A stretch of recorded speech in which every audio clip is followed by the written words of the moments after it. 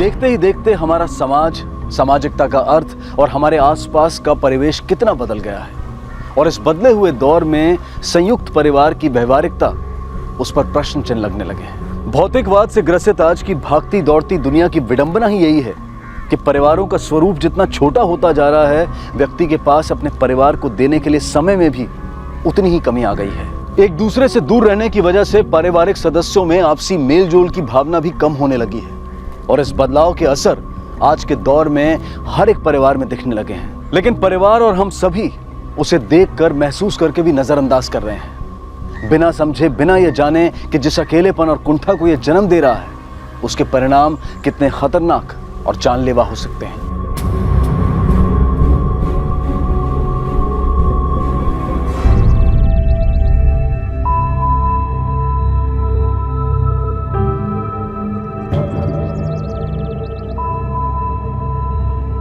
बाबा अपना चाह।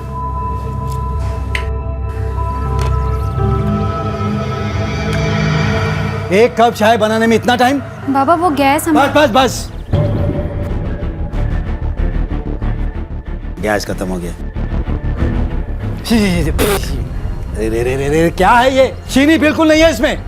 बाबा मैंने चीनी डाला था इसमें। हाँ, मैं झूठ बोल रहा हूँ, मैं झूठ बोल रहा हूँ। ठीक है, मैं झूठ बोल रहा हूँ, तुम सही बोल रही हो। मैं और चीनी ले आती हूँ। इतने साल हो गए, खाना तो ठीक से नहीं बनाती, चाय भी ढंग से नहीं बनाना आता। बाबा क्यों चाहिए शॉप? अब तुम्हें क्या परेशानी हुई? बाबा आपको क्या हुआ है? आप सब पे नाराज रहते हैं, किसी को कुछ भी बोल देते हैं। आप जानते हैं हमारी काम वाली ने हमें काम करने के लिए मना कर दिया है। वो कह रही है कि उसको आपसे डर लगने लग गया है। बस, वो काम वाली की तुम बात ही मत करो, वो एक नंबर की काम चोर है। अरे अपना काम खुद से ठीक नहीं करती और मेरा नाम लेके बहाना बनाती है। बाबा एक आदमी बता दीजिए पूरे पाड़े में जिसकी आपसे बनती हो। क्या मतलब? मैं बाप हूं तेरा और इन सब लोगों के लिए तुम अपने बाप को सुनाते हो? शेम ऑन यू, शर्म आती है मुझे। बाबा शुजो छेड़े दो ना, जाने भी दो। क्या फायदा इस बारे में बात करके? उल्टा कोई और सुन लेगा तो और बदनामी होगी। क्या कहा? क्या कहा तुमने? फिर से बोल। ये घर में जो कुछ भी हो रहा है ना, ये सब तुम्हारी वजह से। इसके मन में मेरे खिलाफ जहर घोल दिया तुमने।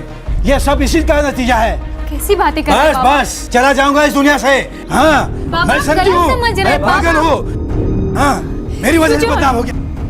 मैं पागल हूँ, समझी हूँ।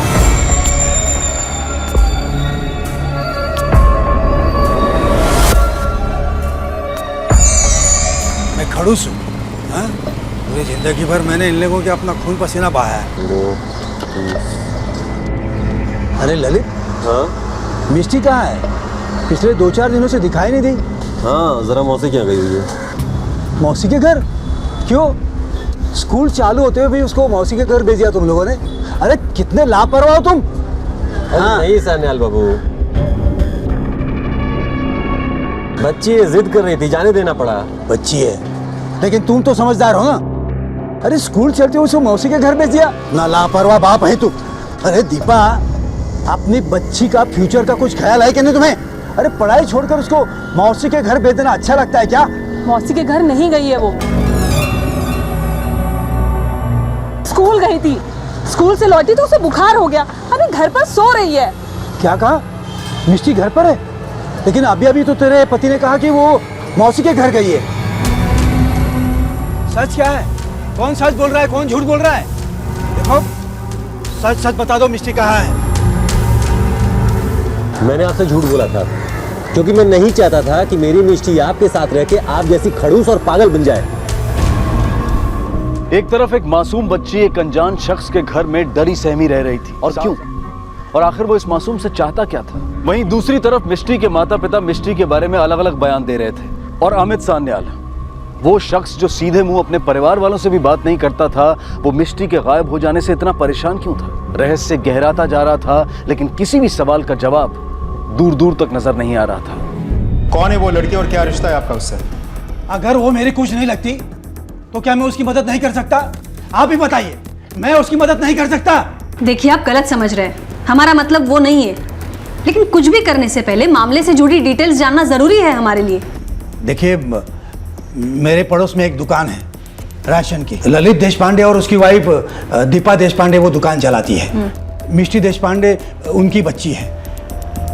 मिष्टी जब रोज़ स्कूल छूटने के बाद दुकान पर आती है तो मैं उससे बातें करता हूँ, यहाँ तक कि उसका होमवर्क करने में भी मैं उसकी मदद करता हूँ। लेकिन कुछ दिन हो गए मिष्टी दिखाई नहीं दे रही। आखिरी बार कब देखा था आपने उसे? एग्जैक्टली 4 दिन पहले। दादाजी दरवाजा खोलिए। आ रहा हूँ बाबा, आ रहा हूँ। रुको तो सही। दादाजी। आओ हमारी गुड़िया रानी, आओ बैठो। दादाजी आप आज आए क्यों नहीं? मैं आपका कब से इंतजार कर रही हूँ। अरे बेटा, मैं भी तुझसे मिलना चाहता था, लेकिन क्या करूँ, आज मेरी तबीयत जरा ठीक नहीं थी, इसलिए आराम कर रहा था। लेकिन अब तू आ गई है ना, मेरी तबीयत ठीक हो गई है। और फिर हमेशा की तरह मैंने मिष्टी को होमवर्क करने में मदद की। उसके बाद वो अपने घर चली गई। तब से लेकर आज तक वो मुझे दिखाई नहीं दी। और मेरे पूछने पर दोनों हस्बैंड वाइफ कुछ सही जवाब नहीं दे रहे। हाँ, जरा मौसी क्या गई है? मौसी के घर नहीं गई है वो, कल स्कूल गई थी, वहां से लौटी तो बुखार आ गया उसे, अभी घर पर है। अब आप ही बताइए, जब दोनों हस्बैंड वाइफ पूरा दिन अपनी दुकान पर रहते हैं तो उस मासूम बीमार बच्चे को घर पर अकेला छोड़ा होगा उन्होंने? झूठ बोल रहे हैं। आप अभी मेरे साथ चलिए और पूछो उन दोनों को। देखिए, ऐसा भी हो सकता है घर पे किसी को रखा हो उन्होंने मिष्टी का ख्याल रखने के लिए। नहीं, ऐसा कुछ नहीं है। मिष्टी का ख्याल रखने के लिए उन्होंने घर पर किसी को नहीं रखा है। वो दोनों हस्बैंड वाइफ हमेशा लड़ते रहते हैं, यहाँ तक कि अब वो किसी भी दिन एक दूसरे से अलग भी हो सकते हैं। मुझे डर लग रहा है कि एक दूसरे से अलग होने के चक्कर में उस बच्ची के साथ कुछ गलत न कर बैठे वो लोग। इसलिए मैं आपसे रिक्वेस्ट करता हूँ, अभी इसी वक्त मेरे साथ घर चलिए और पूछो उन दोनों को कहाँ है मिष्टी।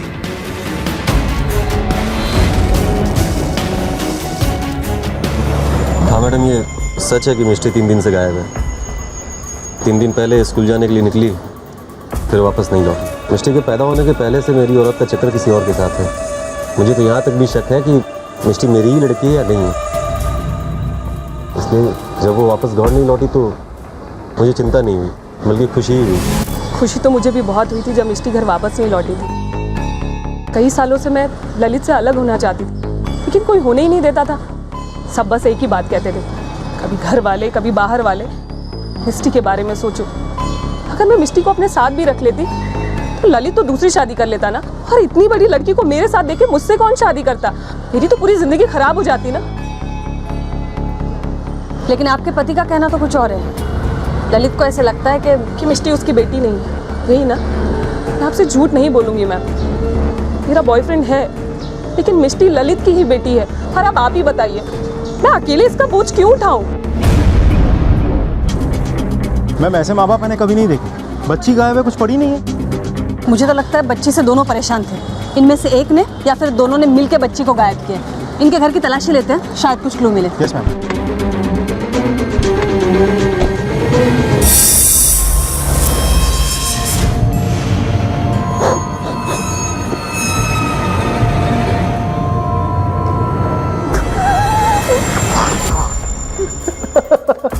ऐसे बत्ती सी दिखाते रास्ते। आप लोग क्या कर रहे हैं? मैं बोल रही हूँ कि मेरी... देखिए, हमें हमारा काम करने दीजिए।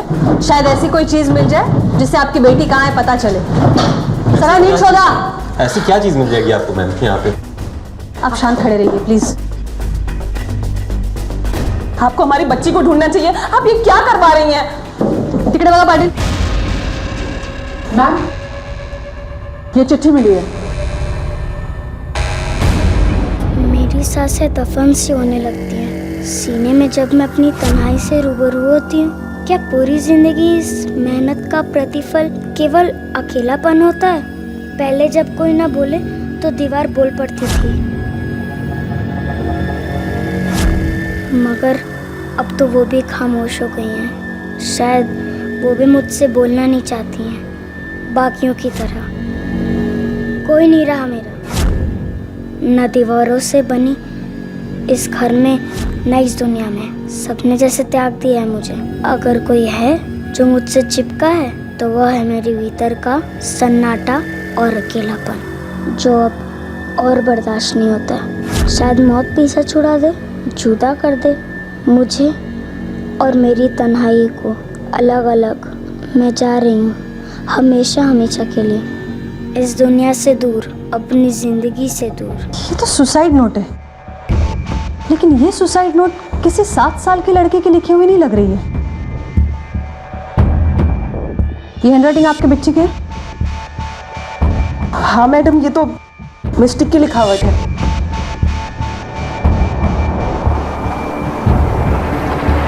मैम मुझे लगता है पेरेंट्स के बीच के डिफरेंसेस और रोज रोज के झगड़ों से परेशान होकर मिस्टी ने सुसाइड कर लिया होगा। इस लेटर से भी तो वही लगता है। नहीं, 3 दिन से लड़की गायब है। अगर सुसाइड करती तो डेड बॉडी जरूर कहीं ना कहीं मिलती। और रही बात सुसाइड नोट की, ये 7 साल के लड़के ने नहीं लिखी है। तो फिर क्या लगता है मैम? अभी तो कुछ कह नहीं सकते, लेकिन इतना कह सकते हैं जो दिख रहा है वैसा है नहीं। इसके गुमशुदगी के पीछे शायद इसके माँ बाप का हाथ है, और ये सुसाइड नोट उस पर पर्दा डालने की कोशिश। एक 7-8 साल की लड़की इतना मैच्योर लेटर नहीं लिख सकती।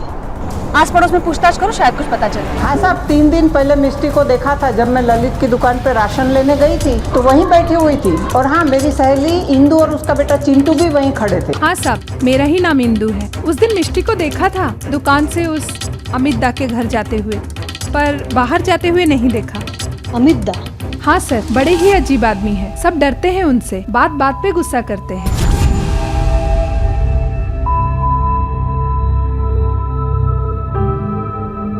बाबा आपकी चाय।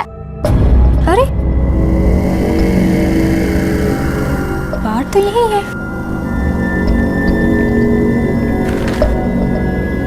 ये क्या, अखबार भी नहीं पढ़ा आज। बाबा बाबा बाबा बाबा, ये लीजिए चाय। लेकिन इससे पहले कि पुलिस को मिष्टी के बारे में कोई सुराग मिले, अमित सान्याल का अचानक अपने घर से गायब हो जाना क्या महज एक संयोग था या फिर एक सोची समझी साजिश? गौर करने वाली बात यह थी कि अगर मिष्टी का कोई करीबी था तो वो था अमित सान्याल। ऐसे में अमित सान्याल का गायब हो जाना कई सवाल खड़े कर रहा था। क्या मिष्टी को अमित ने ही गायब करवाया था, या फिर इन दोनों के गायब होने के पीछे किसी और मास्टरमाइंड का हाथ था? कहाँ है अमित सान्याल? क्या वो इस तरह पर्दे के पीछे रहकर कोई साजिश रच रहा है, या फिर वो खुद किसी साजिश का शिकार बन गया है?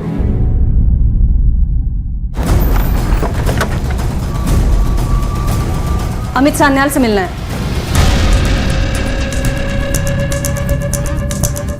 बाबा तो है नहीं घर पे। किधर गए वो? कहीं बाहर गए? नहीं, एक्चुअली कुछ पता लग नहीं पा रहा है अभी तक। पता नहीं चल रहा है मतलब? आखिरी बार कब देखा था उन्हें? जी कल रात को, क्योंकि सुबह से तो वो दिखाई नहीं दिए। मैं चाय लेकर उनके कमरे में भी गई थी, लेकिन वो कमरे में भी नहीं थी। मैंने पापा का फोन भी ट्राई किया, लेकिन फोन भी बंद आ रहा है। तो अब तो शाम हो रही है। अब तक आपने अपने बाबा को ढूंढना चाहिए था, या फिर हमें इन्फॉर्म करना चाहिए था। मुझे ऑफिस से आने के बाद पता लगा। क्या हम उनका कमरा देख सकते हैं? मैम,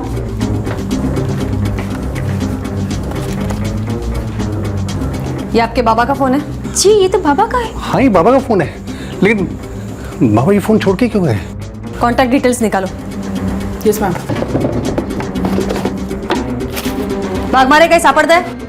मैम ये चिट्ठी मिली।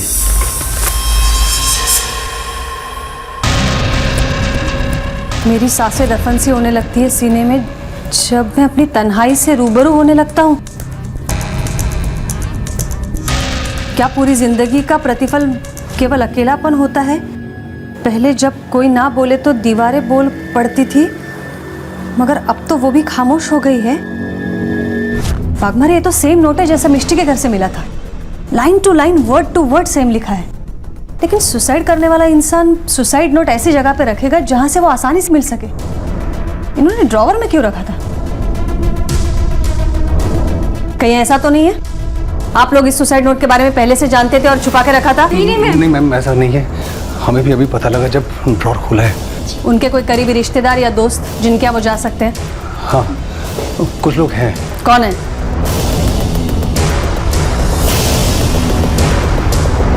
वाह, तुम्हारे बाल तो कितने अच्छे हैं। बहुत मुलायम है। घर में तुम्हारे बाल कौन बनाता था? मम्मी या पापा? मम्मी बनाती थी, पर अब उन्होंने भी बंद कर दिया। अब मैं खुद से ही बना लेती हूँ। वैसे आपको बाल बनाना किसने सिखाया? अपने बहन के बाल मैं खुद ही बनाता हूँ, तब से सीख लिया। पर आपकी बहन कहाँ रहती है? मेरी बहन यही रहती है। मेरी बहन यही रहती है। ये अमित और मिष्टी के लेटर सेम होना कोइंसिडेंस नहीं है वाघमारे। यू राइट मैम, लेकिन समझ में नहीं आ रहा है कि अगर ये कोइंसिडेंस नहीं है तो फिर क्या हो सकता है? ये अमित मिष्टी को पढ़ाता था, तो ये भी हो सकता है उसने बहला फुसलाकर मिष्टी से लेटर लिखवाया हो, उसके बाद उसका किडनैप किया हो या फिर मार डाला हो, और जैसे ही उसे लगा कि वो पकड़ा जाएगा वो खुद गायब हो गया, उसी तरह का लेटर लिखकर जिस तरीके का लेटर उसने मिष्टी से लिखवाया था। लेकिन एग्जैक्टली वही लेटर क्यों मैम? अगर वो चाहता तो उसको कुछ और तरीके से भी लिख सकता था। You're right. इसी बात से मैं परेशान हूँ कि सेम लेटर क्यों? मैम, अमित जी की कॉल डिटेल्स आ गई हैं, लेकिन इसमें कुछ भी सस्पिशियस नहीं है। और मिष्टी की फ़ोटोज़ हमने सारे टोल नाकों और पुलिस स्टेशन में सर्कुलेट कराई थी, लेकिन वहाँ से भी कुछ इन्फॉर्मेशन नहीं मिला है। और आसपास के किसी भी एरिया से बॉडी भी रिकवर नहीं हुई है। उसकी फ़ोटो न्यूज़पेपर में छपवाओ, उसकी डिटेल्स और हमारे कॉन्टैक्ट इन्फॉर्मेशन के साथ। ज़रूर कुछ हाथ आएगा। Sure ma'am. मिष्टी और अमित सान्याल का सुसाइड नोट हूबहू एक जैसा होना किस बात की तरफ इशारा करता है? ये कैसे हो सकता है कि एक 7 साल की बच्ची और एक 65 साल का बुजुर्ग घर से गायब होने से पहले एक जैसा सुसाइड नोट लिखते हैं? इतना तो तय है कि ये महज एक संयोग नहीं है। तो क्या सान्याल ने ही मिष्टी को बहला फुसलाकर उससे सुसाइड नोट लिखवाया और उसका अपहरण करवाया है, या फिर मिष्टी और सान्याल से सुसाइड नोट लिखवाने वाला कोई और ही है? पुलिस के लिए सवालों की फेहरिस्त बढ़ती चली जा रही थी। यह तय किया गया कि इस केस से जुड़े हर शख्स और उस शख्स से जुड़े हर व्यक्ति से पूछताछ की जाएगी। अमित सान्याल के घर पे काम करती हो ना तुम? कैसे आदमी थे वो, बता सकती हो? जी, कुछ अजीब तो थे वो। मुझे तो बड़ा डर लगता था उनसे। हाँ, दोपहर में जब स्कूल से मिष्टी आया करती थी तो उससे बहुत अच्छे से बात किया करते थे वो।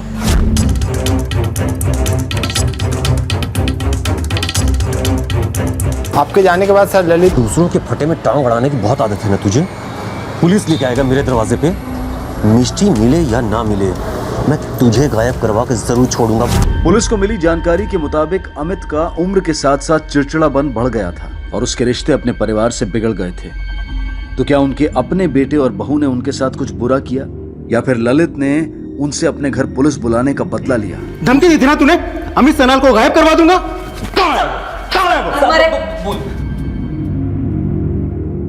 मैं क्या जानूं वो कहाँ है? अरे उस समय गुस्से में था, मेरे मुंह में जो आया निकल गया। अरे मेरा इसमें कोई लेना देना नहीं है, मैं नहीं जानता वो कहाँ है। तूने तो खुद कहा था तेरी बेटी गायब हो गई तो बहुत खुश हो गया था तू, और जब अमित सान्याल ने तेरे बेटे की गुमशुदगी की रिपोर्ट लिखवाई तो तेरे खुशी पे पानी फिर गया।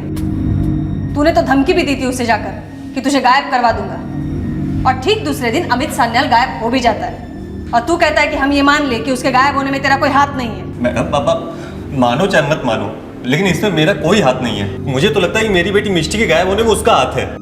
आप सोचो, जो आदमी अपने बेटे बहू से सीधे मुंह से बात न करता हो, उनका जवाब ना देता हो, वो भला मेरी बेटी से 24 घंटे क्यों चिपका रहेगा? क्यों पड़ती थी उन दोनों की? वाघमारे, मिष्टी से जुड़ी हर बात अमित पर आकर खत्म हो रही है। अगर हमें मिष्टी तक पहुंचना है तो अमित को ढूंढना पड़ेगा। लेकिन अगर अमित ने वाकई सुसाइड कर लिया तो हम इसे कैसे ढूंढेंगे? तो फिर किसी ऐसे इंसान को ढूंढना पड़ेगा जो मिष्टी की तरह अमित के भी करीब है, जो उसके बारे में हमें ज़्यादा से ज़्यादा बता सके। ये मिष्टी अमित के ज़िंदगी का खास हिस्सा तो हो सकती है, लेकिन उसकी पूरी दुनिया नहीं हो सकती। इनको यहाँ देखा है कभी? ये तो सन्याल बाबू हैं, यहाँ लगभग रोज आया करते थे। अकेले या किसी के साथ? कई बार एक बच्ची आती थी। उस बच्चे के अलावा वो किसी और के साथ बात करते थे? एक आदमी था, कभी कभी उसके साथ शतरंज भी खेलते थे। जल्दी खेलिए ना। हाँ बाबा, अभी आ रहा हो। दादाजी प्लीज थोड़ा जल्दी। बस बेटा, दो मिनट, बस 2 मिनट। अभी मुझे बोर हो रहा है। तुम उसे जानते हो? क्या नाम है, कहाँ रहता है? नहीं साहब, लेकिन दोनों की जोड़ी बड़ी अनोखी थी।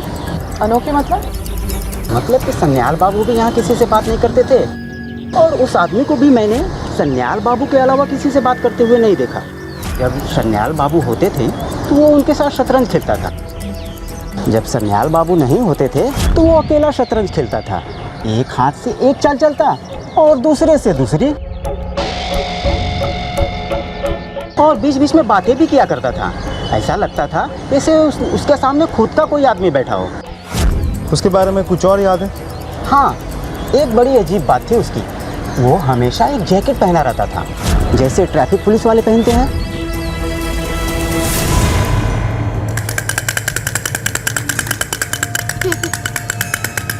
Happy to you.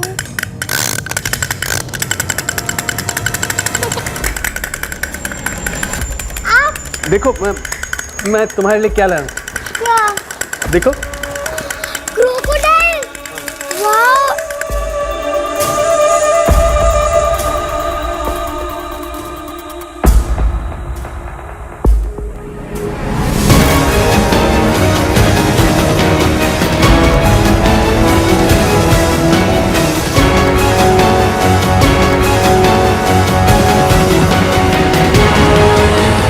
मैं आपको चाय बना के दूं? मेरे को चाय बनाना आता है। चाय? हाँ। ठीक है, मैं हाथ मुंह धो के आता हूँ। बनाओ।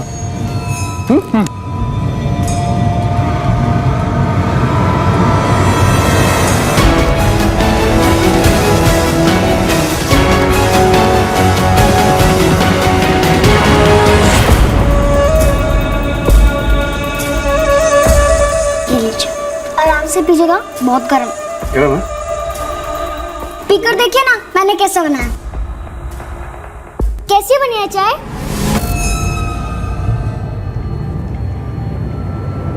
बहुत बढ़िया।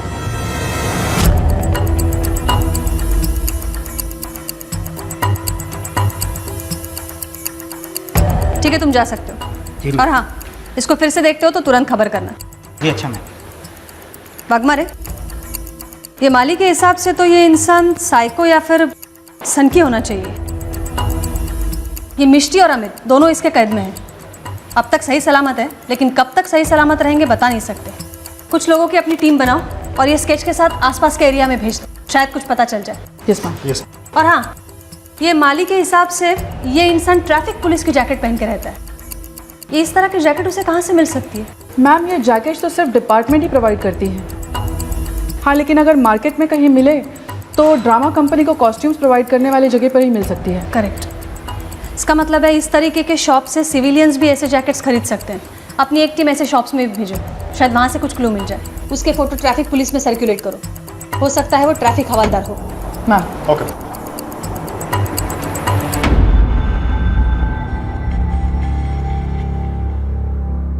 बेटा मैं थोड़ी देर के लिए बाहर जा रहा हूँ।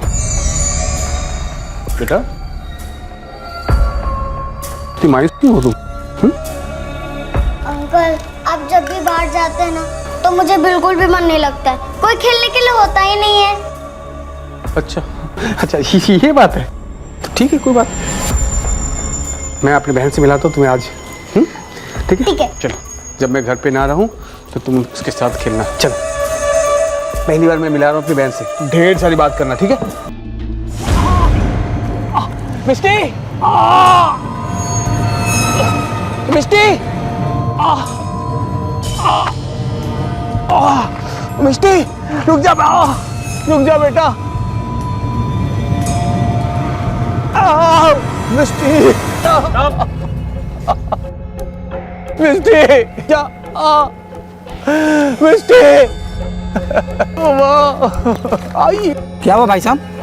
मेरी बच्ची मिस्टी वो नाराज होके चली गई। मैं उसके पीछे पीछे आया तो गिर पड़ा और चोट लग गई मुझे। देखो मैं पकड़ नहीं पाया। देखो वो आ जाए, अब मुझे मदद करो ना। रुको मैं देखता हूँ। देखो तुम यहीं रुको, मैं देख के आता हूँ। हाँ जाओ। जल्दी करो, मेरी बच्ची बच्ची।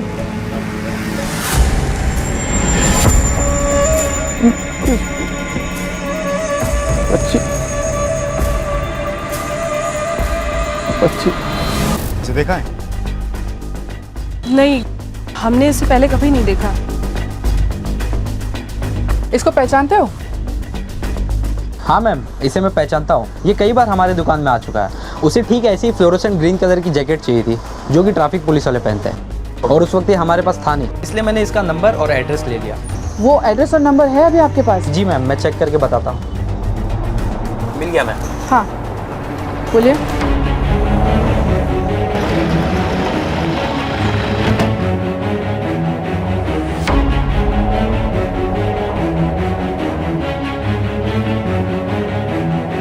वाघमारे, ये बच्ची यही थी। चेक करा सगळं, जाओ अंदर चेक करो। मैम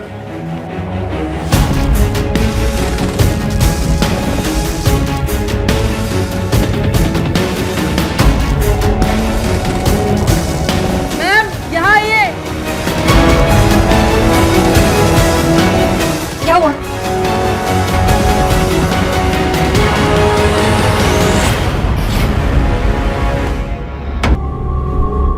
सान्याल की तलाश पुलिस को चिंतन के घर तक ले आई। पुलिस को अब यह बात पता चल चुकी थी कि मिष्टी को अपहरण के बाद इसी घर में रखा गया था। लेकिन चिंतन के घर के कमरे से मिली एक औरत की लाश किसकी थी? कौन थी वो औरत? पुलिस को अब सान्याल और चिंतन के रिश्ते की खबर लग चुकी थी, लेकिन सान्याल की तरह अब चिंतन भी गायब था।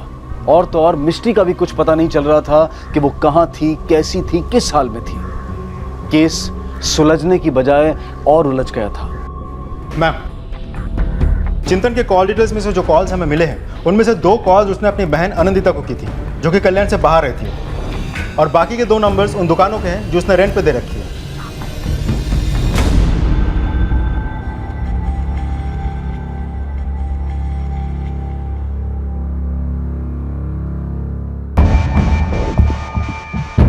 चिंतन के घर से हमें एक लड़की की लाश मिली है, 6 महीने पुरानी। क्या लाश मिली है 6 महीने पुरानी? वो हमारी बड़ी बहन सुनंदा हो सकती हैं। पता करो ये सुजय, मोमिता और मिष्टी, इन तीनों का चिंतन या उसकी फैमिली के साथ कोई कनेक्शन है या नहीं है।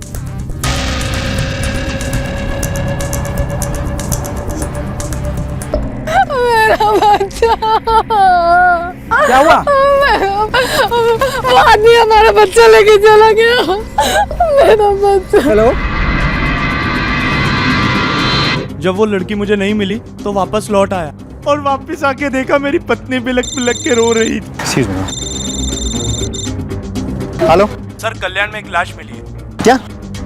ठीक है, हम पहुंचते हैं।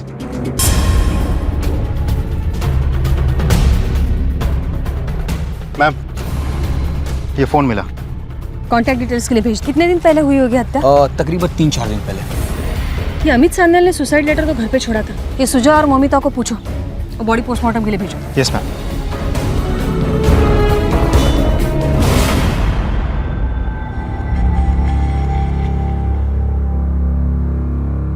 मैम, फोन डिटेल्स आ गई हैं।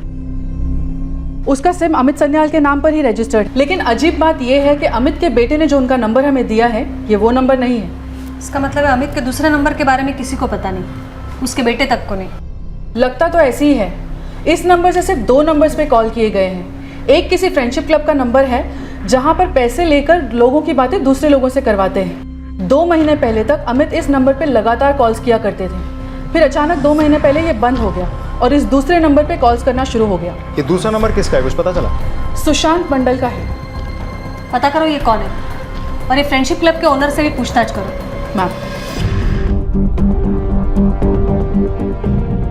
नहीं, ये फोन हमने बाबा के हाथ में कभी नहीं देखा। और सर हमें तो पता भी नहीं कि बाबा 2 फोन रखते थे, और ना ही ये फ्रेंडशिप क्लब वाली बात हमें पता थी। और ये सुशांत मंडल का नाम भी हमने पहली बार सुना है सर।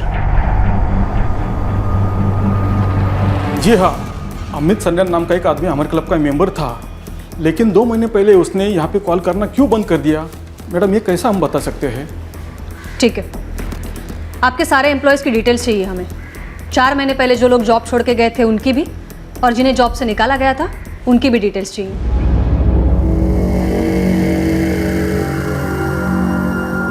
सुशांत मंडल, बोलो, अमित सान्याल को कब से और कैसे जानते हो? कब से और कैसे का सवाल ही नहीं उठता मैम, क्योंकि मैं इस नाम के आदमी को जानता ही नहीं हूँ। तो बिना जान पहचान के तुम मुझसे बात करते थे? 2 महीने पहले इसी नंबर से तुम दोनों की एक दूसरे के साथ रात रात भर बात चलती थी। लेकिन ये मेरा नंबर नहीं है। लेकिन ये नंबर तो तुम्हारे नाम पर रजिस्टर्ड है। मेरे पास सिर्फ एक नंबर है और वो नंबर ये नंबर नहीं है। मैं एक कॉल सेंटर में जॉब करता हूँ। पिछले 3 महीने से लगातार मैं नाइट शिफ्ट में काम कर रहा हूँ। अब चाहे तो ऑफिस आके पता कर सकती हैं। ठीक है, बाहर वेट करो। ये इन्वेस्टिगेशन तुलसती जा रही है मैम। वाघमारे, मुझे नहीं लगता ये झूठ बोल रहा है। ये नंबर उसका नहीं है, किसी ने उसके नाम पर लिया है।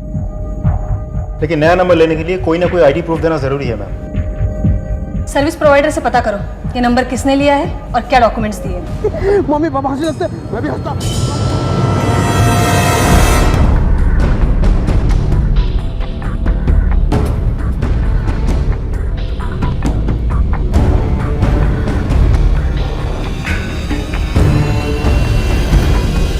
हेलो,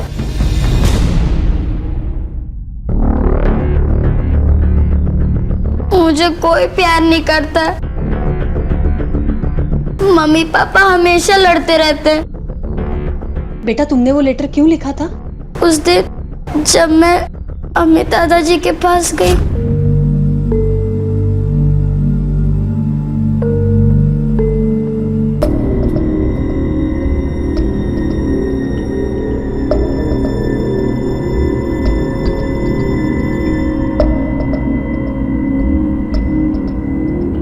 मैंने उस लेटर को बस कॉपी कर लिया और फिर घर में रख दिया और मैं जाके गार्डन में बैठ गई। मैं सोच रही थी कि अगर मम्मी पापा मुझे प्यार करते तो जरूर मुझे ढूंढते ढूंढते यहाँ पर आएंगे, लेकिन कोई भी नहीं आया। वो अंकल मुझे जबरदस्ती अपने घर पे लेके गए और एक कमरे में बंद कर दिया। वो कभी कभी मुझ पे बहुत चिल्लाते थे। अच्छा बेटा ये बताओ, तुम जब वो अंकल के यहाँ थी तो तुम्हारे वो अमित दादाजी तुम्हें मिलने आते थे? नहीं। वाघमारे, ये चिंतन को हमें जल्द से जल्द ढूंढना पड़ेगा। मैम हम उसके घर पे लगातार नजर रखे हुए हैं, लेकिन अभी तक वो वहाँ पहुंचा नहीं। इसके अलावा हमारी एक टीम और खबरी भी उसे ढूंढने की कोशिश कर रहे हैं। आई एम श्योर बहुत जल्द हमें कुछ ना कुछ पता चल जाएगा। मैम कंट्रोल रूम से कॉल आया था।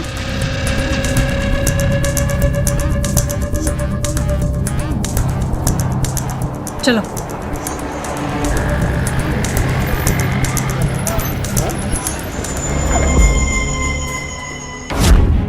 बच्चे दिखा के हंसते। मेरी मम्मी पापा मुझे अचानक छोड़ के चलेगी तो क्या करूँ मैं बोल, हम लोग हंसते रहे, कूदते रहे, सब कुछ करते रहे। मिष्टी भी चलेगी, मेरी छोटी बहन भी चलेगी। उसमें मैं इसको इसे मेंटल असाइलम पहुंचाने का इंतजाम करो।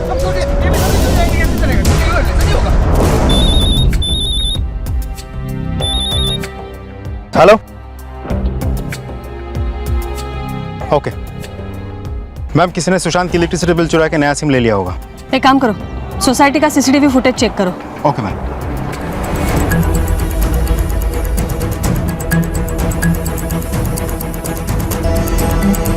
नीता एक सेकंड पॉज करो, जूम इट।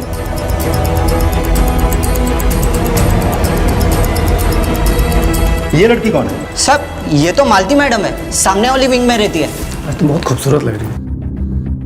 कुछ नहीं। अमित कहाँ है? कौन अमित? मैं किसी अमित सान्याल को नहीं जानती। अच्छा, तो तुम्हें कैसे पता कि उसका पूरा नाम अमित सान्याल है?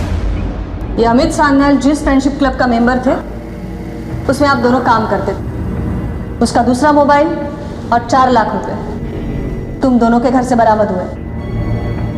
अब बाकी का सच तुम लोग यहाँ बोलोगे, क्योंकि ये ऐसी जगह है जहाँ मुर्दे भी बोलते हैं और तुम तो फिलहाल जिंदा हो।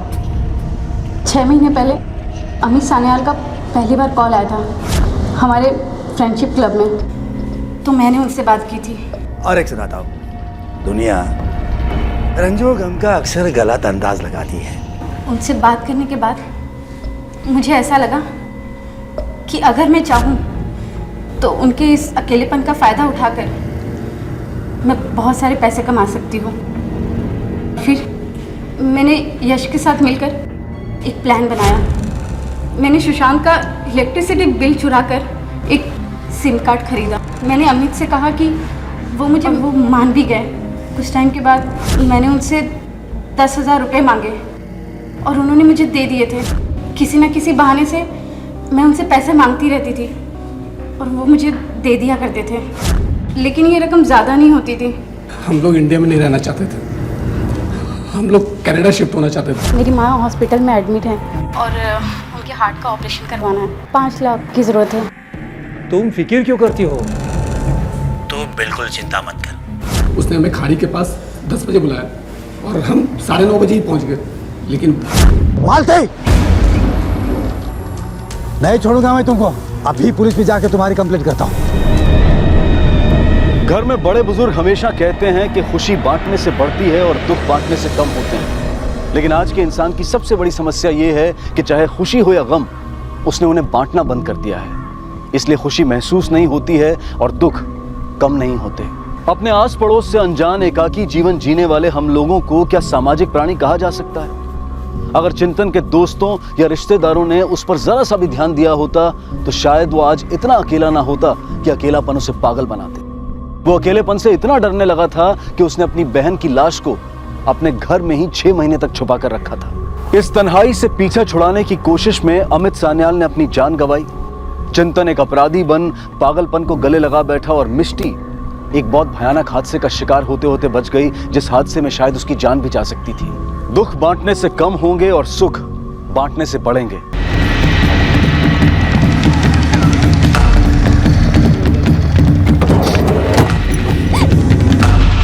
सर एक बात और, इन्वेस्टिगेशन के दौरान पता चला है कि संजना का दिगांत से पहले तरुण के साथ भी अफेयर है। तरुण के साथ? जी सर, हो सकता है कि संजना तरुण और दिगांत दोनों के साथ गेम खेल रही हो। आशीष, संजना के गायब होने की कहानी कुछ भी हो सकती है, लेकिन अब तक जितने भी कांड हुए हैं उसकी शुरुआत तरुण और संजना के झगड़े से ही हुई है। कहीं तुमको दिगांत से प्यार तो नहीं हो गया? छोड़ो हमारा हाथ। देखो उसका साथ छोड़ दो, नहीं तुम्हारे चक्कर में कॉलेज में मार काट हो जाएगी, समझे? तरुण हाथ छोड़। साले हमारा हाथ छोड़। हमारा हाथ छोड़। बस इलेक्शन जीते हो, इसका मतलब ये नहीं कि तुम्हारी गुंडागर्दी चलेगी। जो तरुण और दिगांत के झगड़े से तरुण और पायल के झगड़े में बदल गई, जिसके बाद पायल की लाश तरुण के कमरे से मिली। इधर अनिरुद्ध, जो कि पायल से प्यार करता था, जब उसने पायल की हत्या का शक तरुण पर जताया तो अनिरुद्ध भी मारा गया। जो पायल को मारा वो हमारा दोस्त हो ही नहीं सकता। अनिरुद्ध देख, अनिरुद्ध मेरी बात तो सुन। लेकिन तरुण, अनिरुद्ध और दिगांत तीनों बेहला घाट के पास एक ही बाइक पे नजर आए थे, जबकि इन तीनों की तो आपस में बनती भी नहीं। हो सकता है इन तीनों के बेला घाट पे जाने का राज ही इस क्राइम से जुड़ा हो, और ये राज संजना भी जानती हो। सर, तरुण के फादर आ गए हैं। देखिए सर, ना ही तरुण ने संजना को गायब किया है, ना ही किसी को मारा है। उसको फंसाया जा रहा है। अगर उसका इन क्राइम के साथ कोई भी इन्वॉल्वमेंट होता तो दिगांत को मारकर दिगांत की लाश अपने ही पार्टी ऑफिस में क्यों रखता? सर, उसको फंसाया जा रहा है, साजिश है ये। हमें तो फिक्र हो रही सर, और आप लोग तरुण को ढूंढने के बजाय उसके खिलाफ सबूत इकट्ठा कर रहे हो। देखिए सर, कहीं तरुण के साथ कुछ ऐसा भी तो हो सकता है कि तरुण को आपने ही कहीं छुपा रखा हो। ऐसा कुछ नहीं है सर। सर, हमें लग रहा है कि पायल की मां ने तरुण को गायब किया है। जो बात आप कह रहे हैं, इस बात का कोई सबूत है आपके पास? सबूत तो ढूंढ रहा था ना तरुण। उसे पक्का यकीन था कि पायल को दिगांत ने मारा है, लेकिन पायल की मां का शक अनिरुद्ध पे था, लेकिन तरुण पर विश्वास नहीं था। सर, ये पायल की मां अपनी बेटी की मौत का बदला लेने के लिए जिस पर भी शक जा रहा है उसको मरवा रही है। तो आपको लगता है कि तरुण का मर्डर पायल की मां ने करवा दिया? सर, भगवान ना करे कि हमारे बेटे के साथ ऐसा कुछ हो, लेकिन पायल की मां जिस तरह हमारे घर आके हमें धमकी देके गई है, हमें तो लगता है कि अपना किया छुपाने के लिए ये कोई भी ड्रामा कर सकती है। पायल की मां ड्रामा कर रही है या आप तरुण को छुपाने के लिए कोई चालाकी कर रहे हैं, ये हम पता कर लेंगे। फिलहाल आप जा सकते हैं। सर, तरुण का बाप कहानी बना रहा है, हो ना हो इसी ने कहीं तरुण को छुपा के रखा होगा। लेकिन आशीष, ये भी सच है कि पायल के मर्डर के बाद पायल की मां जिन जिन लोगों से मिल रही है वो या तो गायब हो रहे हैं या उनका मर्डर हो रहा है। ये तरुण के बाप और पायल की मां दोनों पे नजर रखो। सर। अरे वो काकी, जितना मालूम है आपको बताया ना, वही बात लेकर रोज आ जाती हो। पर बेटा मैं, हमको तरुण के बारे में कुछ नहीं पता, लेकिन एक बात बोलूं, सबको लगता है तरुण नहीं, संजना को आपने गायब करवाया है। मैं क्यों गायब करूंगी संजना को? वो तो मेरे बेटे जैसी है। चलो ठीक है, जो भी है, लेकिन आप बार बार आकर मुझे परेशान मत करना।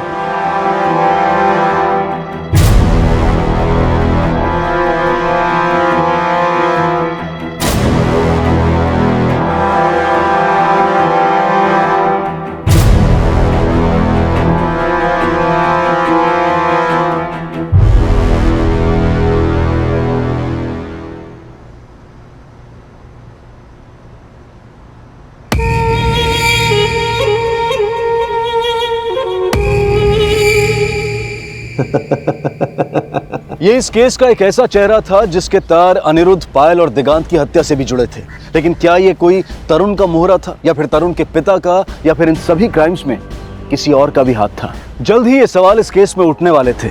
लेकिन संजना की किडनैपिंग का मकसद एक ऐसे राज से जुड़ा था जो बहुत जल्द इस केस में एक यू टर्न लेकर आने वाला था। प्लीज हमें यहाँ से जाने दो, तुम जो कहोगे हम करेंगे। फाइल कहाँ है? क्या फाइल कहाँ है? पता चला कि नहीं? चुपचाप बता दे फाइल कहाँ है, नहीं तो हम दिवान को ना मिलवा देंगे। लेकिन पहले बताओ कि फाइल कहाँ पर है। हाँ तो देख के हमको फोन करना जल्दी। बताइए ना तरुण कहाँ है? आपकी तो बहुत चलती है ना, अपने बेटे को नहीं खोज सके आप? तुमको क्या लगता है हम हाथ पे हाथ रख के बैठे? हमको भी फिक्र है हमारे बेटे की।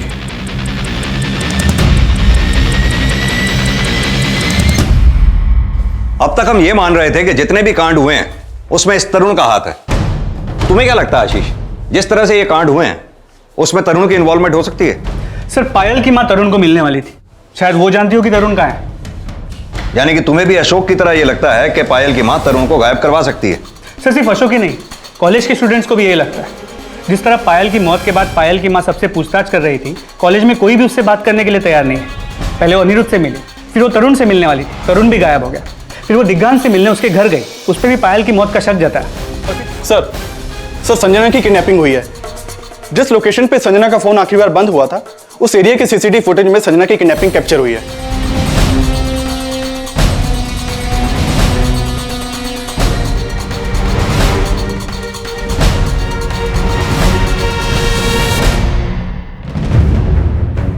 वैन पे नंबर प्लेट भी नहीं है, सभी ने चेहरे भी ढके हुए हैं। सर माना संजना को दिगान के फोन से कॉल गया था, लेकिन संजना को आखिरी कॉल पायल की मां ने किया था। लेकिन पायल की मां संजना को गायब क्यों करवाएगी? आशीष कहीं ऐसा तो नहीं कि ये बाहर से बैठा तीसरा ही आदमी कोई काम करवा रहा हो, जिसका कनेक्शन अशोक और वृंदा से हो और जो पर्पसली उन दोनों को टारगेट करना चाहता हो? अशोक और वृंदा से जुड़े सभी लोगों को अच्छी तरह से खंगालो, आई एम श्योर कुछ ना कुछ हाथ जरूर लगेगा। सर पुलिस अब तरुण के पिता अशोक और पायल की मां से जुड़े हर शख्स को खंगालने में जुट गई, लेकिन पुलिस अब तक इस राज से अनजान थी। अब संजना को भी टॉर्चर किया जा रहा था। देख, तू एक लड़की है और मैं तेरे साथ कुछ भी कर सकता हूं, इसलिए कह रहा हूं साफ साफ बता दे फाइल कहाँ है। आप समझ क्यों नहीं रहे? अब कब से बता रहे हैं आपको?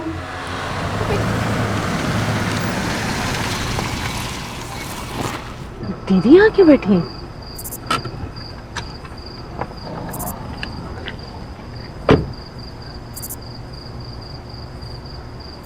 दीदी कब से ढूंढ रही हूँ मैं आपको, यहाँ क्यों बैठी हो?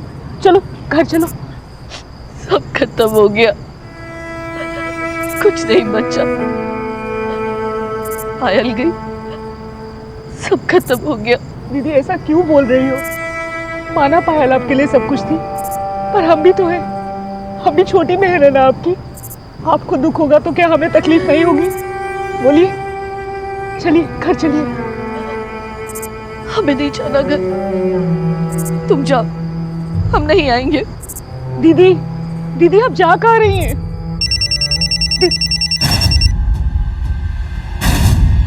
हेलो भैया, हमको एक बात पता चली है। क्या?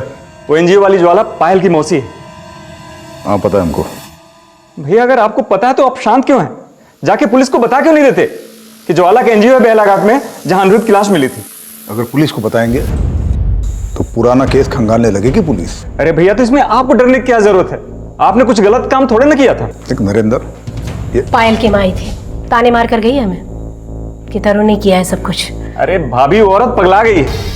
भैया हमको तो लगता है ना इसमें उसकी बहन ज्वाला का। अपना दिमाग मत चला, हम देख लेंगे क्या करना है आगे। ये ज्वाला कौन है और क्या देख लेंगे आप लोग? ये सब पता करके बताऊंगा। सर बेलाघाट के पास एक एनजीओ है जहाँ पे पायल की मौसी ज्वाला सोशल वर्क का काम करती है, और बेलाघाट ही वो जगह है जहाँ पे अनिरुद्ध, दिगांत और तरुण तीनों को आखिरी बार साथ में देखा गया। तो पायल की मौसी के सोशल वर्क का इस केस से क्या कनेक्शन हो सकता है? सर शायद कोई कनेक्शन हो। ठीक है, ये पायल की मौसी के बारे में सब कुछ अच्छी तरह से पता करो। जी सर। दीदी हमने आपको कितनी बार कहा है ना कि उस अशोक अवस्थी के यहाँ मत जाया कीजिए, पर आप आप हमारी सुनती ही नहीं है। वो बहुत ही खतरनाक लोग हैं। वो चाहे जो भी हो, पर जब तक उन दोनों बाप बेटे को सजा नहीं हो जाती ना, हमारे दिल को ठंडक नहीं पहुंचेगी। उन्होंने पहले हमारे बेटी को हमसे छीना, और संजना, हर चीज हमारे तरीके से नहीं होती है। आप एक काम कीजिए, आप कल से हमारे साथ एनजीओ में आना शुरू कीजिए। और वैसे भी पायल भी तो यही चाहती थी। माँ, हम और मौसी दिन भर बाहर रहते हैं, आप यहाँ अकेले बोर हो जाती होगी ना, आप कुछ करती क्यों नहीं? क्या करे? मौसी कह रही थी कि उनके एनजीओ वाले प्रौढ़ शिक्षा अभियान से जुड़े हुए, आप क्यों नहीं जुड़ जाती? आप तो पढ़ाई सकती है ना। हाँ दीदी, एकदम सही कह रही है ये। आप एक काम कीजिए, कल से ही हमारे साथ चलिए। हाँ माँ। हम कुछ नहीं जानते, आप कल से हमारे साथ एनजीओ चल रही हैं बस। जब तक पायल के कातिल नहीं मिलते, जब तक संजना का पता नहीं चलता, हमसे कुछ नहीं हो पाएगा।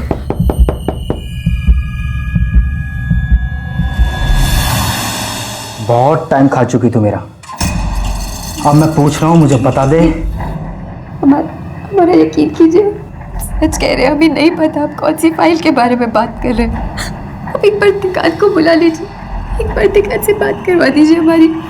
हमें शक ही नहीं, पूरा यकीन होने लगा है, तुमने ही हमारे दिगांत को मारा है। ये क्या कह रहे हैं आप? हाँ, तुमने ही मारा है। अब हम तुम्हारा जीना हराम कर देंगे।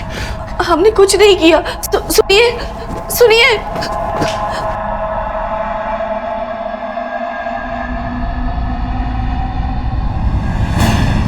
ठीक। सर, दिगांत के पिता पायल की मां से झगड़ा करके गए। उन्हें शक है कि पायल की मां ने दिगांत को मारा है। लेकिन अगर दिगांत के फादर को वृंदा पे शक है, तो ये बात उन्होंने हमें पहले क्यों नहीं बताई? सर दिगांत के फादर आए हैं, आपसे मिलना चाहते हैं। सर, हमें पूरा यकीन है दिगांत की हत्या में पायल की मां का ही हाथ है। आप इतने यकीन के साथ कैसे कह सकते हैं कि दिगांत की हत्या में पायल की मां का हाथ है? हमने आपसे एक बात छुपाई थी, लेकिन आज बताना चाहते हैं। कैसी बात? तो वो सर, जिस दिन आप दिगांत के बारे में पूछने आए थे, उस दिन थोड़ी देर पहले ही दिगांत हमसे मिलके गया था।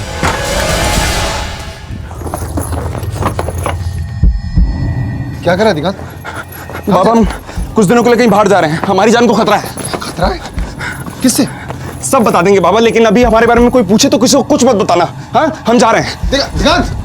ठीक उसके बाद पायल की मां आई और दिगांत पे पायल की हत्या का झूठा आरोप लगा रही थी। हमें पता चला है कि तरुण ने दिगांत पे आरोप लगाया था कि उसी ने हमारी बेटी को मार के तरुण को फंसाने की कोशिश की है। अब सच बताइए, कहाँ है वो? पायल की मां झूठा आरोप लगा रही थी, इस बात की क्या गारंटी है? और वैसे भी दिगांत को अगर किसी से जान का खतरा था तो उसे हमारे पास आना चाहिए था। लेकिन सर, दिगांत पायल को क्यों मारेगा? अब ये बात तो दिगांत ही बता सकता था। पोस्टमार्टम रिपोर्ट के मुताबिक दिगांत की हत्या से पहले उसे टॉर्चर किया गया था। टॉर्चर? जी, उसकी हत्या से पहले उसे शारीरिक रूप से काफी तकलीफ दी गई थी। बंसी जी, ये भी तो हो सकता है कि दिगांत किसी और से डर के भाग रहा हो। लेकिन साहब, किससे? ये तो आप ही हमें बताएंगे। साहब, हमको जितना पता था हमने आपको बता दिया। यही बात अगर आपने वक्त रहते हमें पहले बता दी होती तो ऐसी नौबत ही ना आती। अगर दिगांत के पिता के बयान को माने तो दिगांत किससे भाग रहा था? तरुण से। तरुण दिगांत को टॉर्चर तो कर सकता है, क्योंकि तरुण दिगांत को पसंद नहीं करता था। लेकिन अगर हम ये माने कि यह काम तरुण का नहीं है, तो क्या यह काम पायल की मां और मौसी इन दोनों में से किसी का हो सकता है? सर, दिगांत और पायल की मौसी में एक कॉमन कनेक्शन है, बेलाघाट। दिगांत वहां रहता है और पायल की मौसी वहां एनजीओ चलाती है। पायल की मां भी वहां अक्सर जाया करती थी। लेकिन सर, जिस वक्त अनिरुद्ध, दिगांत और तरुण बेलाघाट में देखे गए थे, पायल की मां या मौसी, उन दोनों में से किसी का भी फोन वहां एक्टिव नहीं था। ना ही वहां एक्टिव था जहां दिगांत की लाश मिली।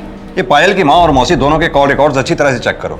हो सकता है उनके कॉल रिकॉर्ड्स में कोई ऐसा नंबर हो जो दोनों जगह पे एक्टिव हो। सर,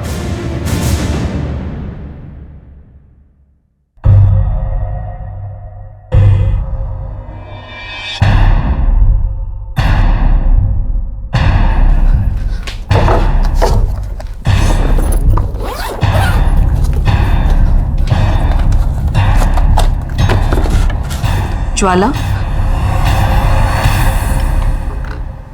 क्या ढूंढ रही हो? दीदी, वो मैं ठीक है, चल तुझे तेरे बैंक लेके जा रहे हैं। और एक बात याद रख, अगर ज़रा भी होशियारी की ना तो दिगांत को मार देंगे। अपना उलिया ठीक कर और अपना वो फटा हुआ दुपट्टे से ठीक कर। चल जल्दी कर, गाड़ी खड़ी बाहर।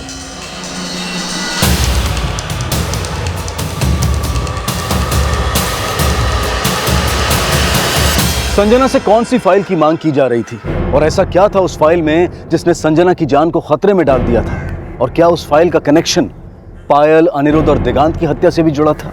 तरुण कहां गायब था? बहुत जल्द उस शख्स की पहचान पुलिस को भी पता चलने वाली थी।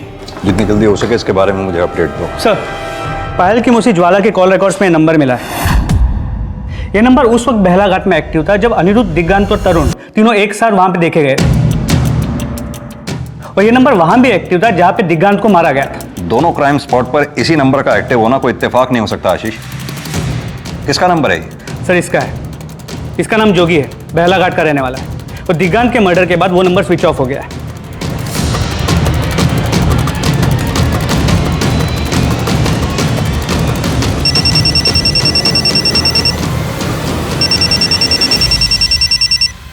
अशोक अवस्थी, तेरे बारे में ना मुझे सब कुछ पता चल गया है। तूने ही सारे कांड किए ना जोगी के साथ मिलकर। अब देख, ये सब जाके मैं पुलिस को बता दूंगी। तुझे पुलिस को जो बताना है बता दे, फिर देख हम क्या करते हैं। हमारे बेटे को गायब किया ना तूने। अपने बेटे को तूने खुद से गायब करवाया है, वो भी जोगी के साथ मिलकर। ये जोगी भी तेरा आदमी, ये साबित करने के लिए टाइम नहीं लगेगा हमको, समझ गई?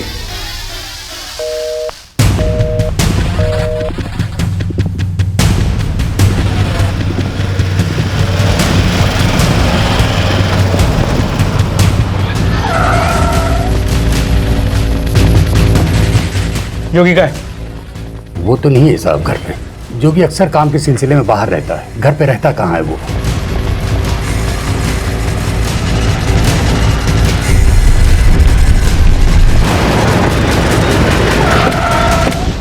जी नहीं सर, ज्वाला घर पर नहीं है। वो कुछ काम से बाहर गई है। कहाँ गई है?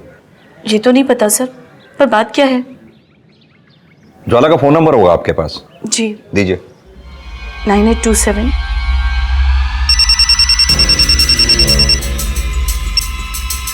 हेलो। हाँ, ज्वाला जी बोल रही हैं? कौन बोल रहे हैं? मैं इंस्पेक्टर गौरव शर्मा। क्या पुलिस स्टेशन आ सकती हैं? Hello hello.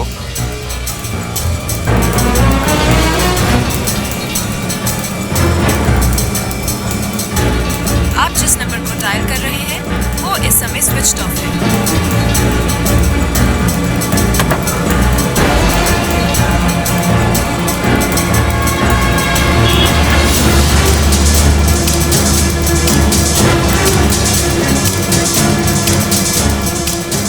जा लॉकर से फाइल लेके आ। अगर जरा भी होशियारी की ना तो दिगांत को गोली मार दूंगा मैं।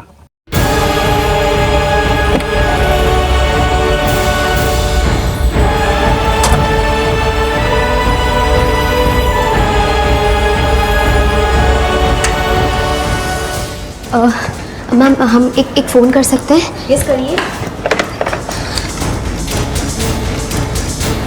सर हमने कहा ना आपसे, हम आपसे कुछ नहीं छुपा रहे, पर आप बताते क्यों नहीं कि ज्वाला ने किया क्या है?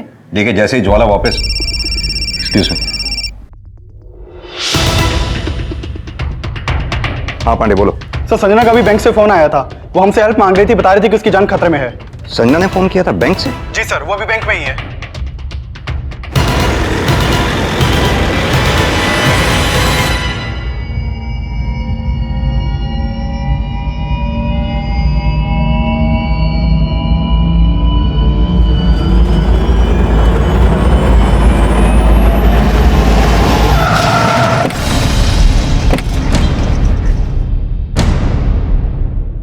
जल्द ही संजना को सही सलामत बचा लिया गया और किडनैप होने के बाद उसकी इस तरह से सामने आने का राज पता किया जाने लगा।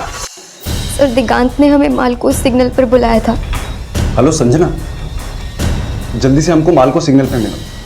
हम जैसे ही वहां पर पहुंचे तरुण के आदमियों ने किडनैप कर लिया हमें। तरुण के ही आदमी थे? शायद। जिसने तुम्हें किडनैप किया, क्या वो यही था? जी सर, वो यही आदमी था। अगर इसने तुम्हें किडनैप किया तो ये फिर तुम्हें बैंक क्यों लेके गया? सर ये तो हमारी समझ में भी नहीं आ रहा है। वो किसी फाइल के बारे में बात कर रहा था, कह रहा था पायल ने हमें कोई फाइल दी थी जिसमें किसी केस से रिलेटेड एविडेंस थे। कैसी फाइल? हम इस बारे में कुछ भी नहीं जानते सर, पर उसका कहना था कि पायल ने हमें कोई फाइल दी है। सर बहुत टॉर्चर किया उसने हमें कुछ समझ ही नहीं आ रहा था हम क्या करें। हमने झूठ कह दिया कि वो फाइल हमने अपने बैंक के लॉकर में रखी है और वो फाइल सिर्फ हम निकाल सकते हैं। सर उसने कहा अगर वो फाइल हमने उसे नहीं दी तो वो दिगांत को भी मार देगा। लेकिन दिगांत का तो मर्डर हो चुका है।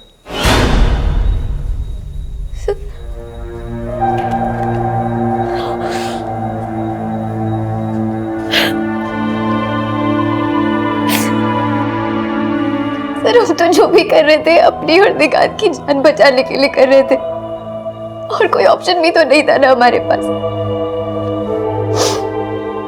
फाइल तो बहुत दूर की बात है सर, बैंक में कोई लॉकर तक नहीं है हमारा। हम जानते थे कि अगर हम बैंक से बाहर आ गए तो वो हमें छोड़ेगा नहीं, मार देगा,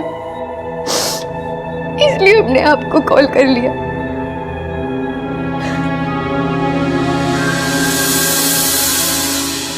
सर टॉर्चर तो दिगांत को भी किया गया था, तो क्या उसे भी इसी फाइल के बारे में पूछा गया होगा? हो सकता है, लेकिन उस फाइल में ऐसा होगा क्या? क्या उसी फाइल की वजह से पायल का मर्डर हुआ होगा? आशीष, अनिरुद्ध की लाश का मिलना, तरुण का गायब होना किसी ऐसे केस से कनेक्टेड हो सकता है जो केस ज्वाला और जोगी से जुड़ा हो।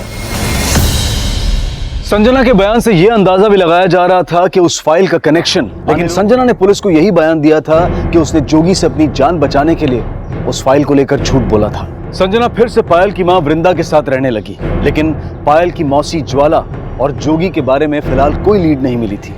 लेकिन बहुत जल्द जोगी और ज्वाला के बारे में कुछ नए राज सामने आए। सर जोगी के बारे में इंफॉर्मेशन मिली है। ये जोगी बेला घाट के पास एक बस्ती की जमीन एक हाउसिंग प्रोजेक्ट को देना चाहता था, लेकिन बस्ती के 3 फैमिलीज जमीन देने के खिलाफ थे। ज्वाला इन तीनों फैमिलीज के लिए जोगी के खिलाफ केस लड़ रही थी, लेकिन बाद में इन तीनों फैमिलीज ने केस वापस ले लिया। जब मैं इन तीनों फैमिलीज से मिला तो पता चला कि साहब हमारे बेटों ने ज्वाला मैडम से मदद मांगी थी, लेकिन जोगी ने ऐसा दांव खेला कि उसने मेरे बेटे को ही गायब कर दिया। गायब कर दिया मतलब? उसने हम लोगों को धमकी दी थी कि हम जमीन के कागज पर दस्तखत कर दे, नहीं तो हमारे बेटों को मार देगा। हमने डर के दस्तखत भी कर दी, लेकिन हमारे बेटों को कुछ पता नहीं चला सर। तो आपने पुलिस में कंप्लेंट क्यों नहीं की? हम डर गए थे साहब। हमने ज्वाला मैडम से मदद मांगी थी, लेकिन हमें बाद में पता चला कि वो भी जोगी से मिल गई है,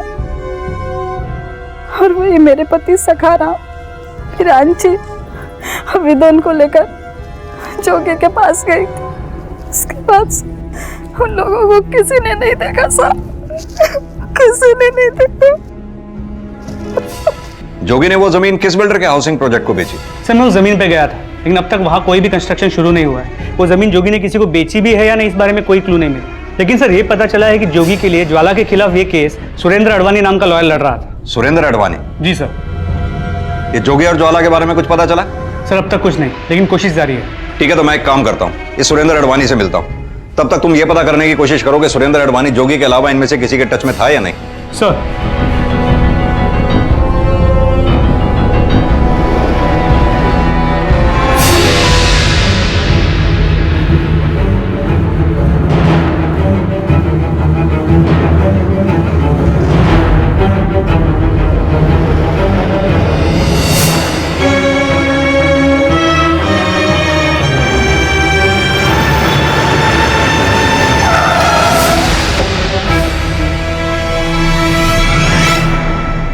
सर करीब 1 साल पहले जोगी हमारे पास आया था इस केस को लेकर, लेकिन जो फैमिलीज पहले जमीन नहीं देना चाहती थी वो बाद में मान गई थी, इसलिए केस ही बंद हो गया था। उन्हीं में से 3 फैमिलीज के 3 लड़के गायब हैं। जोगी ने ही गायब किया था ना उनको? सर हमें तो ऐसा नहीं लगता, ये सिर्फ अफवाह है। हमें तो ये भी पता चला है कि ज्वाला ने केस हारने के लिए जोगी से पैसे लिए थे। जाहिर सी बात है ये सलाह भी आप ही ने जोगी को दी होगी। सर कमाल की बात कर रहे हैं आप, भला हम किसी को ऐसी सलाह क्यों देंगे? हमने उसे ऐसा कुछ नहीं कहा था। हाँ अगर उसने खुद से ऐसा कुछ किया हो तो हमें पता नहीं। ये जोगी अब कहाँ है? कोई आइडिया नहीं है सर। और ज्वाला? सर हमने आपसे कहा हम इस बारे में और कुछ नहीं जानते। आप जिस नंबर को डायल कर रहे हैं वो इस समय स्विच्ड ऑफ है।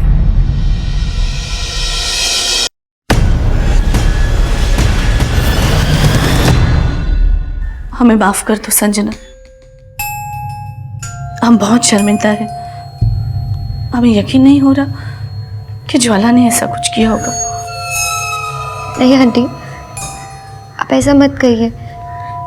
हो सकता है ज्वाला मासी ने कुछ किया ही ना हो। बेटा, अगर उसने ऐसा कुछ नहीं किया तो फिर वो गायब क्यों है?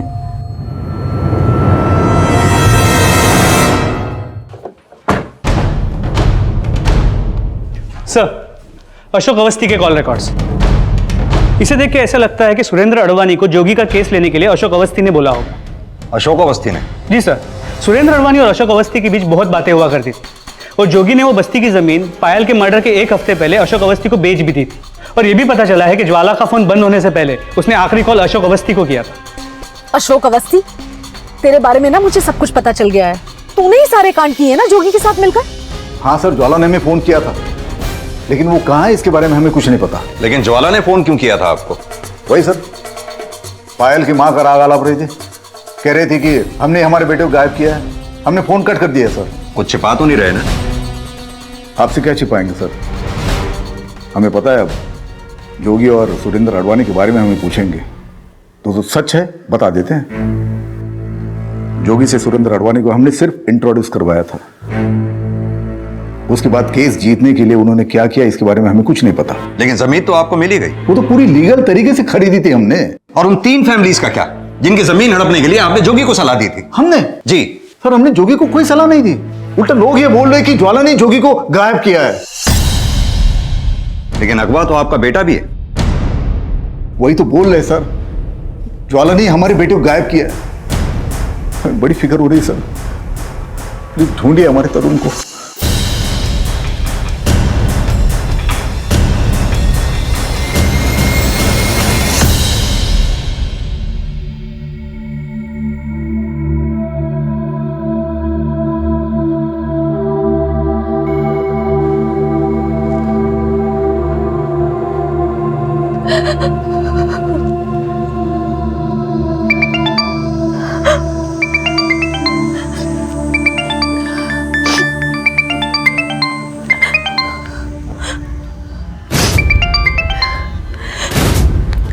हेलो सर, हम तरुण के फोन का IMEI ट्रेस कर रहे थे, तभी हमें पता चला कि उसके फोन में एक नया सिम डाल के वृंदा को फोन किया गया था। उसके तुरंत बाद वो फोन बंद कर दिया गया। उस समय उस फोन की लास्ट लोकेशन बेलाघाट के पास थी।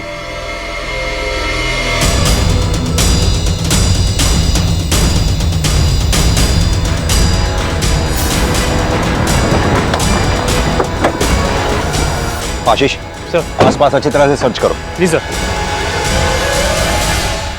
वृंदा जी, आप यहाँ क्या कर रही हैं? हमें यहाँ किसी ने मिलने बुलाया था। किसने? जी वो, ये देखिए सर,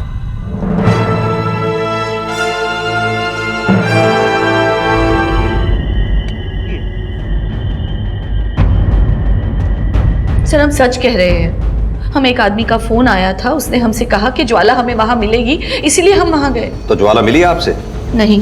कहीं ऐसा तो नहीं आप अपनी बहन को बचा रही हैं? सर ऐसी कोई बात नहीं है। अगर ज्वाला कोई गलत काम करेगी तो हम उसे कभी नहीं बचाएंगे। गीता, इनसे अच्छी तरह से पूछताछ करो। सर हमने कहा ना, हमें जो पता था हमने बता दिया। आप विश्वास क्यों नहीं कर रहे हमारी बात बताओ। और ना ही वो अपनी बहन ज्वाला को बचाने की कोशिश कर रही थी। सर, ज्वाला की इंफॉर्मेशन मिली है, वो स्टेशन के पास के पूजा लॉज में रुकी है। लेके आओ उसे। सर,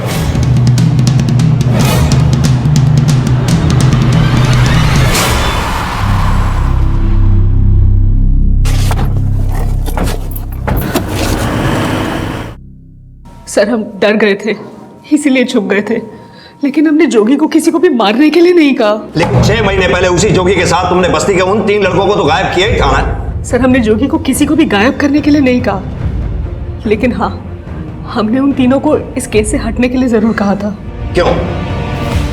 सर वो हमने क्यों? सर हमने जोगी से पैसे लिए थे। पैसे लिए थे?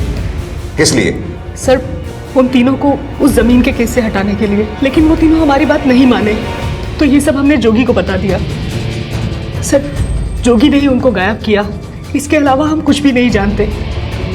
सर हमें लगता है कि जोगी जो कुछ भी कर रहा है वो अशोक के कहने पे कर रहा है। जब पायल का मर्डर हुआ था हमें अशोक पे ही शक था। हमने अपने एंड पे सब कुछ पता करने की कोशिश भी की, लेकिन कुछ खास हाथ नहीं लगा। सर हमें तो ये भी लगता है कि पायल का मर्डर इसीलिए हुआ था क्योंकि उसके हाथ जोगी और अशोक के खिलाफ कुछ एविडेंस लग गया था। कैसा एविडेंस? सर वो तो हम नहीं जानते, लेकिन हाँ, जब हम गांव वालों का केस लड़ रहे थे तो उन 3 आदमियों को जो गांव से गायब हुए थे, उनके गायब होने से पहले पायल से 1-2 बार मिलते जरूर देखा था। सर इसीलिए हमको लगता है कि पायल कुछ तो एविडेंस जमा कर रही थी। इसके अलावा हम इस बारे में कुछ नहीं जानते सर। पुलिस के काफी जोर देने के बावजूद ज्वाला अपने बयान पर कायम रही।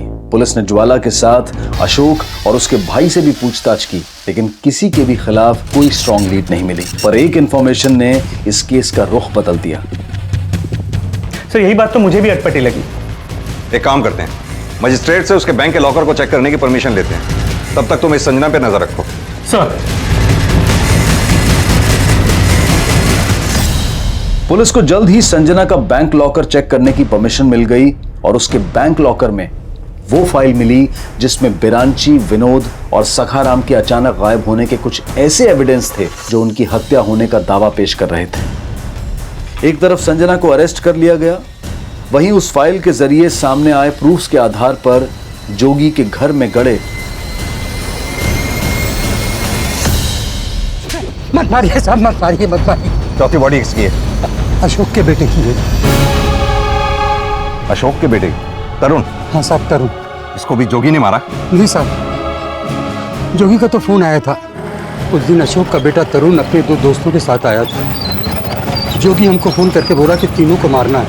जोगी उसके पीछे भागते हुए हमसे बोला कि जोगी ने ये सब किसके कहने पे करवाया?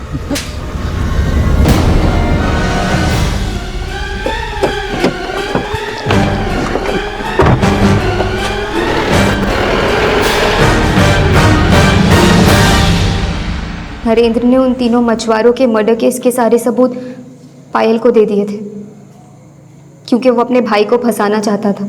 हाँ साहब, हम अपने भाई को फंसाना चाहते थे। हम उसको केस जितवाए, सखाराम, बिरंची और यादव को मारकर गायब करवाए, लेकिन इसका मतलब उन तीनों के मर्डर्स में अशोक भी शामिल था? नहीं साहब, उसको नहीं पता। उसने सोचा कि लीगल तरीके से केस जीत जाएगा, लेकिन साहब हमको पता है लीगल तरीके से कोई केस जीता नहीं जा सकता है। इसीलिए हम उन 3 का मर्डर करवाए कि हमारा भाई केस जीत जाए, लेकिन हमको कोनो फायदा नहीं हुआ। हमने सोचा लैंड डील होगी तो हमारा भाई हमको हिस्सा देगा, लेकिन हमारे भाई ने हमें कोई हिस्सा नहीं दिया। इसलिए हम उसको फंसाने के लिए प्लानिंग की। हमने देखा कि उन तीनों के गायब होने के बाद पायल अक्सर उस केस में इंटरेस्ट लेने लगी थी। कई बार उसको आडवाणी के ऑफिस में आते जाते भी देखा। वो इस केस में कुछ जानना चाहती थी। हमने पायल को यूज करने का प्लान बनाया, उसको जाके सब कुछ बता दिया और उसको ये झूठ भी बोला कि ये सब हमने अशोक के कहने पर किया। क्या मैडम, आजकल बड़ा चक्कर मार रही हो आडवाणी के ऑफिस का? बहुत दिमाग चल रहा है तुम्हारा। देखो, ज्यादा दिमाग मत चलाओ, नहीं तो हमारे भाई ने जैसे उन तीनों को गायब करवाया ना, तुमको भी गायब करवा देगा। जानती नहीं हो हमारा भाई का चीज है, इसलिए संभल जाओ। और हमने सोचा कि वो अपने मौसी को सब बात बताएगी, लेकिन ऐसा नहीं हुआ। उल्टे संजना और दिगांत को जाकर उसने सब कुछ बता दिया और सबूत इकट्ठा करने लगी। पायल ने दिगांत की मदद से सारे सबूत इकट्ठे कर लिए थे, लेकिन हमने दिगांत से कहा, बहुत अच्छी चैरिटी की तुमने पायल की मदद करके, लेकिन ये चैरिटी करके तुम्हें मिलेगा क्या? मतलब?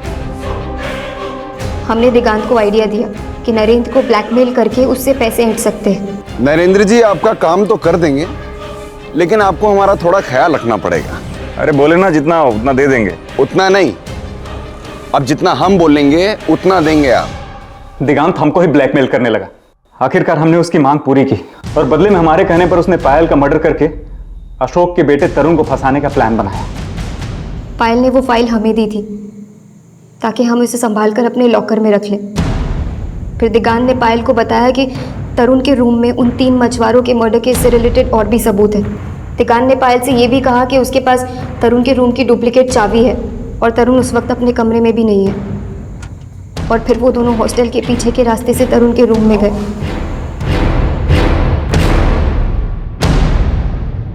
मेन गेट से नहीं, इधर से।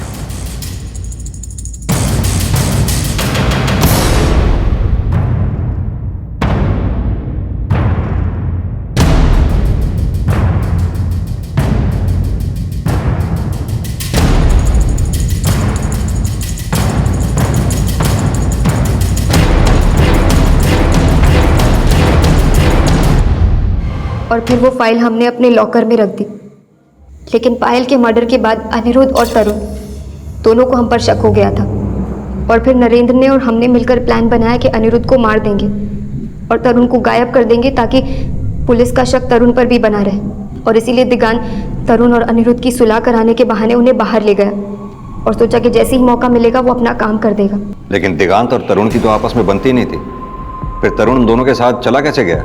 हमें भी लगा था कि शायद वो नहीं जाएगा, लेकिन शायद वो खुद पायल के मर्डर केस के बारे में कुछ सच जानना चाहता था जो उसे वृंदा आंटी को बताना था। और नरेंद्र तो हम सबसे ज्यादा होशियार निकला, उसने हमें ही डबल क्रॉस कर दिया। दिगांत ने हमको ब्लैकमेल किया, इसलिए हमने उसको डबल क्रॉस किया और इसमें हमने जोगी की मदद ली और उसको बोला कि तरुण और अनिरुद्ध के मर्डर के बाद उसने बताया कि फाइल संजना के पास है और उसने संजना को फोन करके वहां बुलाया और खुद भागने के चक्कर में मारा गया। लेकिन साहब, ये संजना बहुत तेज चीज निकली। अगर हम फाइल के बारे में सब कुछ सच बता देते तो आपको पता चल जाता, इसलिए हमने नरेंद्र को ब्लैकमेल किया।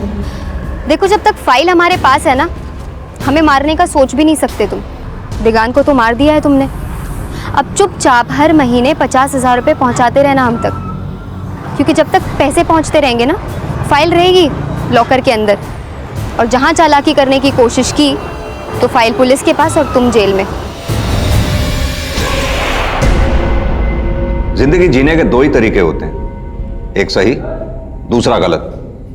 तुमने गलत तरीका आजमाया, अब जेल में रहकर खुद ब खुद सही तरीका सीख जाओगी।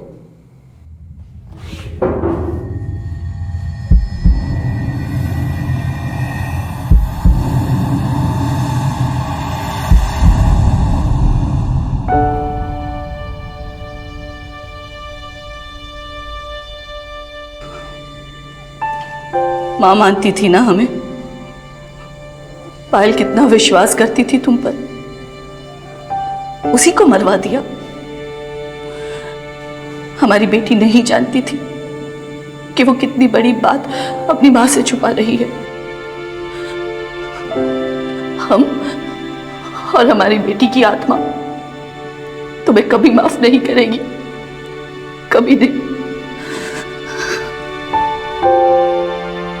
गैर जब अपने होने का दावा करें तो उन्हें अपनापन भले ही दें, लेकिन उन्हें अपनी जिंदगी और परिवार का हिस्सा तब तक ना बनाएं जब तक उन्हें सही तरीके से समझ और परख न लिया जाए। संजना और दिगांत पर भरोसा करके पायल ने वो चोट खाई जिसने उससे उसकी जिंदगी तक छीन ली, और पायल की मौसी का दोहरा रूप भी कहीं ना कहीं पायल की हत्या की वजह बना। वृंदा को पूरी जिंदगी इस कड़वे सच को स्वीकार करना पड़ेगा कि वो चाहकर भी उस सपने को पूरा होते हुए नहीं देख पाई जो उसकी जिंदगी का इकलौता मकसद था। अब मैं अनूप सोनी आपसे विदा लेता हूं, फिर मुलाकात होगी अगले एपिसोड में एक और चौंका देने वाले केस के साथ। तब तक अपना और अपने परिवार का ख्याल रखें और देखते रहें क्राइम पेट्रोल डायल 100। सबक एक को, सीख हम सबको। जय। क्राइम पेट्रोल के और भी दिलचस्प कहानी देखने के लिए हमारे चैनल को सब्सक्राइब करें और बेल आइकॉन दबाना न भूलें।